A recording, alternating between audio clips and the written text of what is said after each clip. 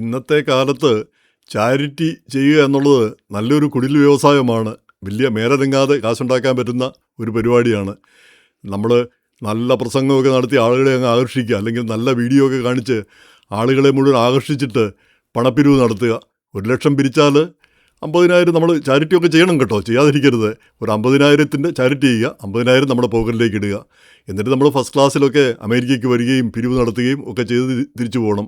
കുറച്ച് ചാരിറ്റി അവിടെ ചെയ്യുകയും വേണം. എന്നിട്ട് അതിൻ്റെ പബ്ലിസിറ്റി നേടുകയും വേണം. അപ്പോൾ ഇതാണ് ഇപ്പം കേരളത്തിൽ കാര്യമായി നടക്കുന്നൊരു കാര്യം. അപ്പോൾ അതിലേക്ക് ഞാൻ മുമ്പൊരു വീഡിയോ ചെയ്തിരുന്നു. ഇങ്ങനെ നാട്ടുകാർ കാശ് തരികയാണെങ്കിൽ അങ്ങനെ എനിക്കും ചാരിറ്റി ചെയ്യണമെന്നുണ്ട്. അങ്ങനെ 4 കാശ് ഞാനും കുറച്ച് നന്മയൊക്കെ ചെയ്യാൻ ആഗ്രഹമില്ലാത്ത ആളല്ല. പക്ഷേ ജനം പൈസ തരണം. എന്തായാലും ജനത്തിൻ്റെ പൈസ മേടിക്കാൻ താല്പര്യമില്ലാത്തതുകൊണ്ട് അതിനോട് ഞാൻ അതിൻ്റെ പിന്നാലെ പോയിട്ടില്ല. ഇതിപ്പോൾ പറയാനുള്ള ഒരു കാര്യം, കഴിഞ്ഞ ദിവസം life and limb charitable society, അത് നമ്മുടെ ന്യൂയോർക്ക് ലോങ് ഐലൻഡിലുള്ള ജോൺസൺ സാമുവലിൻ്റെ ഒരു പദ്ധതിയാണ്. അപ്പോൾ അതിൻ്റെ ഒരു ചടങ്ങിൽ പങ്കെടുക്കുകയുണ്ടായി. അത് റോക്ക്ലാൻഡ് കൗണ്ടിയിൽ വെച്ചാണ് നടന്നത്.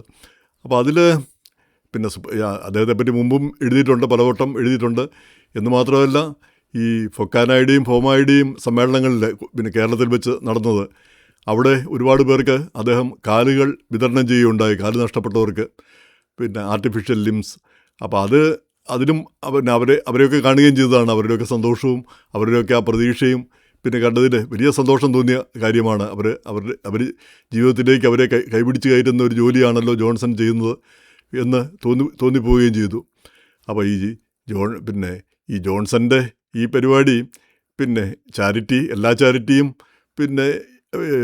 ഞാൻ ആദ്യം പറഞ്ഞ തരത്തിലല്ല. ജോൺസൻ്റെ ചാരിറ്റി അങ്ങനെയല്ല. അത് 100 കിട്ടിയാൽ ആ 100ഉം ആളുകൾക്ക് തന്നെ പോവുകയാണ് ചെയ്യുന്നത്. ഈ പ്രവർത്തനങ്ങൾക്ക് തന്നെയാണ് പോകുന്നത്. അദ്ദേഹത്തിൻ്റെ പോക്കറ്റിലേക്കൊന്നും പോകുന്നില്ല. അതുകൊണ്ട് അത് ഉദാത്തമായൊരു കാര്യമാണ്. കഴിയുന്നത്ര ആളുകൾ ചെയ്യണം. ഇപ്പോൾ തന്നെ ഏതാണ്ട് 500 അപേക്ഷ കിട്ടി. പക്ഷേ 100 പേർക്ക് കാല് കൊടുക്കാൻ മാത്രമുള്ള പണമേ ഉള്ളൂ എന്നാണ് അദ്ദേഹം പറഞ്ഞത്. അദ്ദേഹം പരിതപിച്ചത്. 400 പേരോട് ഇല്ല എന്നെങ്ങനെ പറയാൻ പറ്റും? കാലില്ലാത്തവരാണ്. ഒരു കാല് കിട്ടിക്കഴിഞ്ഞാൽ അവർക്കൊരു സാധാരണ ജീവിതം നയിക്കാനാവും. പക്ഷേ ഒരു കാലിന് 2 ലക്ഷത്തിൽ കൂടുതൽ ചിലവാകും. അത് ജർമ്മൻ ടെക്നോളജി, ജർമ്മനിയിൽ നിന്ന് വരുത്തുന്ന ഏറ്റവും അത്യന്താധുനികമായ വസ്തുക്കൾ ഉപയോഗിച്ച് വെട്ടിയാറിൽ, ചെങ്ങന്നൂരിനടുത്ത് അവിടെയാണത് ആ ക്ലിനിക്കിലാണ് ഇതുണ്ടാക്കുന്നത്. ഓരോരുത്തരുടെയും അളവനുസരിച്ച്. അപ്പോൾ അത് കൊടുക്കാനായിട്ട് കുറേ പേരെ നിരസിക്കേണ്ടി വരുന്നത് വളരെ ഹൃദയവേദന ഉണ്ടാക്കുന്ന കാര്യമാണെന്ന് അദ്ദേഹം പറയുകയുണ്ടായി. അപ്പോൾ കഴിയുന്നത്ര പേര് ഈ കാലില്ലാതെ എങ്ങനെയാണ് നമുക്ക് ജീവിക്കാൻ കഴിയുക? അപ്പോൾ ഈ ഒരു ചാരിറ്റി കേരളത്തിൽ എത്ര പേർക്ക് കാല് വേണോ അത്രയും പേർക്ക് നമുക്ക് കൊടുക്കണം. വാസം പറഞ്ഞാൽ നമ്മളെക്കൊണ്ട് കഴിയുന്ന കാര്യമാണ്. കാരണം അതിന് മാത്രം കൊടുക്കാൻ നമുക്ക് കഴിയാത്തത്ര വലിയ കാര്യമല്ല അത്. അമേരിക്കൻ മലയാളികൾ വിചാരിച്ചാൽ എല്ലാവർക്കും കൊടുക്കാൻ പറ്റും.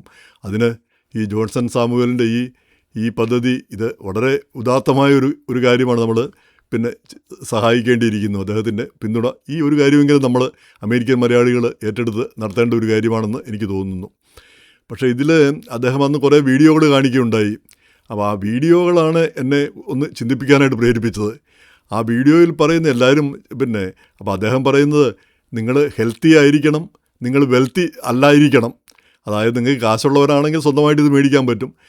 പക്ഷേ ആരോഗ്യമില്ലാത്ത ഒരു 75 വയസ്സുള്ള ഒരാൾക്ക് ഒരു കാല് കൊടുക്കുമെന്ന് ഞാൻ ഒരിക്കൽ ചോദിച്ചതാണ്. അപ്പോൾ അദ്ദേഹം പറഞ്ഞു, അത് കൊടുത്തിട്ട് കാര്യമില്ല.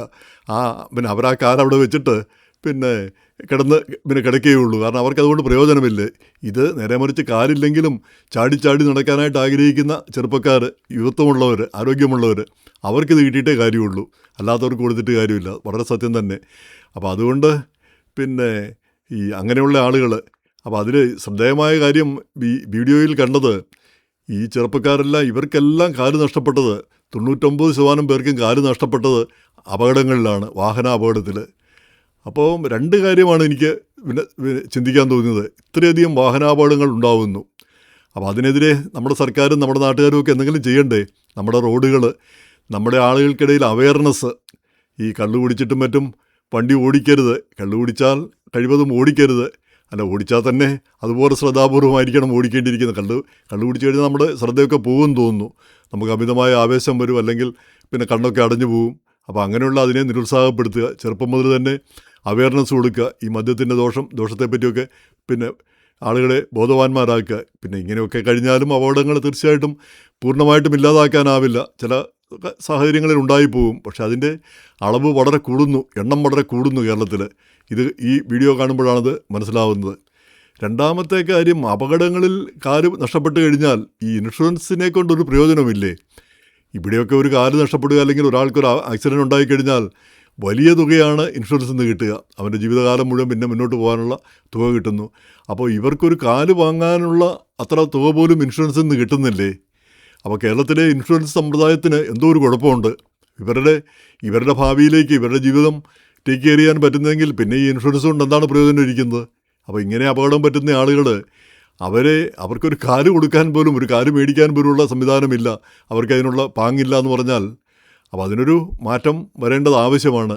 നമ്മുടെ നാട്ടിൽ ഈ റോഡുകൾ മെച്ചപ്പെടണം.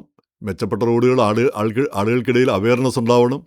പിന്നെ ആ സ്പീഡിനെ പറ്റിയും മറ്റു കാര്യങ്ങൾ, എങ്ങനെയാണ് സുരക്ഷിതത്വം പാലിക്കുകയെന്ന്, പിന്നെ വണ്ടി ഓടിക്കുന്നവർ മാത്രമല്ല വഴിയിൽ നിൽക്കുന്നവരും നമ്മളെവിടെയൊക്കെ നിൽക്കാൻ പാടില്ല, അല്ലെങ്കിൽ എങ്ങനെയൊക്കെ നിന്നാൽ അപകടം വരും, ഇതൊക്കെ മനസ്സിലാക്കാനും ഇതിനെപ്പറ്റിയൊക്കെയുള്ള ഒരു അവയർനെസ് നമ്മുടെ ഇടയിലും ഉണ്ടാവേണ്ടതുണ്ട്, ജനങ്ങൾക്കിടയിലും. എന്തായാലും ഈ ഇദ്ദേഹത്തിൻ്റെ ഈ സംരംഭം നമുക്ക് വിജയിപ്പിക്കാം. കേരളത്തിൽ കാലില്ലാത്ത, ഒരു കൃത്രിമക്കാലില്ലാത്തതുകൊണ്ട് നടക്കാൻ പറ്റാത്ത ഒരാളും ഉണ്ടാവരുത്.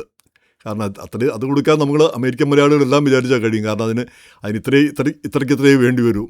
അല്ല, പിന്നെ ഒരുപാട് ഒന്നും നമ്മളെ ഒക്കെ വിചാരിച്ചാൽ നടക്കുന്ന കാര്യമേ ഉള്ളൂ. ഒരാൾക്കൊരു $2 ലക്ഷം എന്ന് പറഞ്ഞാൽ $2000 വരുന്നുള്ളൂ. പിന്നെ 2 ലക്ഷം രൂപ എന്ന് പറയുന്നത്, അത് എത്രയോ കുടുംബങ്ങൾക്കത് അഫോർഡ് ചെയ്യാവുന്ന കാര്യമാണ്. ഒരു സേവന പ്രവർത്തനമായിട്ട് നമുക്കത് ചെയ്യാം. അദ്ദേഹത്തിന് 500 പേർക്ക് കൊടുക്കണമെങ്കിൽ ആ 400 പേരെ നിരസിക്കാത്ത വിധം നമുക്ക് അദ്ദേഹത്തിന് കൊടുക്കാൻ, അദ്ദേഹത്തിന് പിന്നെ ആ പണം കൊടുത്ത് ആ 400 പേർക്കും കൂടി കൊടുക്കാനായിട്ട് നമുക്കൊന്ന് സഹായിക്കാം. അതേസമയം തന്നെ പ്രധാനപ്പെട്ട കാര്യം, നാട്ടിലെ റോഡുകൾ, അപകടങ്ങൾ, അതുപോലെ അവിടുത്തെ ഇൻഷുറൻസ് സമ്പ്രദായത്തിൽ ഉള്ള പാളിച്ചകൾ, അത് ഒന്ന് രാഷ്ട്രീയക്കാരും ഗവൺമെൻറ്റും ഒക്കെ ശ്രദ്ധിക്കേണ്ട കാര്യവുമാണെന്ന് യാതൊരു തർക്കവുമില്ല.